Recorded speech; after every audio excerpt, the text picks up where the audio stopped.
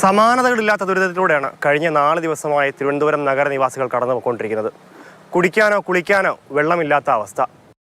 തിരുവനന്തപുരം നഗരത്തിന്റെ വിവിധ മേഖലകളെ വലച്ച കുടിവെള്ളക്ഷാമത്തിന് ഒടുവിൽ പരിഹാരമായി. കുടിവെള്ള വിതരണം ഭാഗികമായി പുനഃസ്ഥാപിച്ചു. പലർക്കും നീണ്ട 4 ദിവസത്തെ ഇടവേളയ്ക്ക് ശേഷം വെള്ളം എത്തിയതിലുള്ള സന്തോഷമുണ്ട്.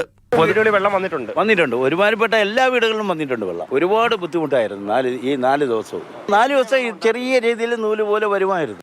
ഇപ്പോഴും പലയിടത്തും കുടിവെള്ളം എത്താനുമുണ്ട്. മേലാങ്കോട്, PTP നഗർ, വട്ടിയൂർക്കാവ്, വാഴോട്ടുകോണം, കുരിയാത്തി, കരമന തുടങ്ങി ചിലയിടങ്ങളിലും വെള്ളം എത്തിയിട്ടില്ലെന്ന് ജനം പരാതിപ്പെട്ടു. ഇവിടെ എത്തിയിട്ടില്ല.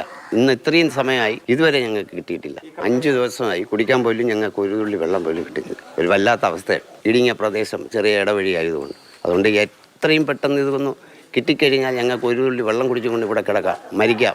ഏറ്റവും കൂടുതൽ ദുരിതത്തിലായത് വയോധികരും രോഗികളുമാണ്. പലരും ഇടവഴികളിലൂടെ കിലോമീറ്ററുകൾ നടന്നാണ് പൊതു ടാപ്പിൽ നിന്ന് വെള്ളം എടുക്കുന്നത്. വെള്ളം ഇല്ലാന്ന് അറിഞ്ഞപ്പോൾ മുള്ളുപാട്ടി ചെന്ന് എടുത്ത് വെളുപ്പം കാലമൊക്കെ മക്കളെ വേറെ പാടുപെട്ടു. നമ്മൾ വയ്യാത്തവരല്ലേ ചെന്ന് അവിടെ നിന്ന് കൊണ്ടുവരാൻ എന്ത് പാടുപെടും മക്കളെ. കാലും കൈയും വയ്യാതെ നമ്മൾ അങ്ങോട്ടൊക്കെ കൊണ്ടുപോകണുണ്ട് വണ്ടിയിൽ. ഇങ്ങോട്ട് ഈ മുടിക്കിലോട്ടേ വന്നിട്ടില്ല മക്കളെ.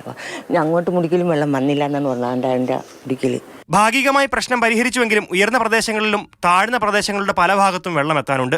വെള്ളം എത്തിയ പലയിടങ്ങളിലും നൂൽ പോലെയാണ് ടാപ്പിലൂടെ ഒഴുകുന്നത്. അത്ര ശക്തി കുറവാണ് ജലത്തിന്റെ വരവ്.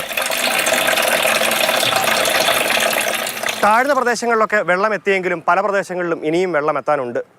മണികണ്ഠേശ്വരം അടക്കമുള്ള പ്രദേശങ്ങളിൽ ഇപ്പോഴും വലിയ ബുദ്ധിമുട്ടിൽ തന്നെയാണ് ജനം. ക്യാമറാൻ സുധീഷ് തിരുവല്ലയ്ക്കൊപ്പം ഗോകുൽനാഥ്, മാതൃഭൂമി ന്യൂസ്, തിരുവനന്തപുരം.